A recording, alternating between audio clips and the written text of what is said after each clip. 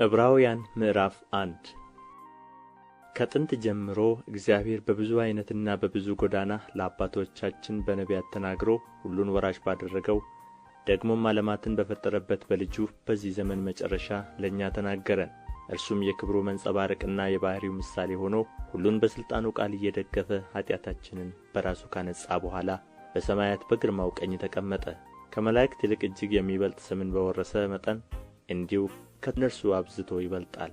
ከመላእክትስ አንተ ልጄ ነህ፣ እኔ ዛሬ ወልጄሃለሁ፣ ደግሞም እኔ አባት እሆነዋለሁ፣ እርሱም ልጅ ይሆነኛል ያለው ከቶ ለማን ነው?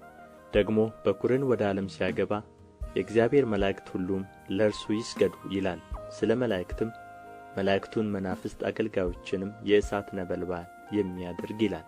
ስለ ልጁ ግን አምላክ ሆይ ዙፋንህ እስከ ዘላለም ድረስ ይኖራል። የመንግሥትህ በትር የቅንነት በትር ነው። ጽድቅን ወደድህ፣ ዓመፃንም ጠላህ። ስለዚህ እግዚአብሔር አምላክህ ከጓደኞችህ ይልቅ በደስታ ዘይት ቀባህ ይላል። ደግሞ ጌታ ሆይ አንተ ከጥንት ምድርን መሠረትህ፣ ሰማዮችም የእጆችህ ሥራ ናቸው። እነርሱም ይጠፋሉ፣ አንተ ግን ጸንተህ ትኖራለህ። ሁሉም እንደ ልብስ ያረጃሉ፣ እንደ መጐናጸፊያም ትጠቀልላቸዋለህ፣ ይለወጡማል።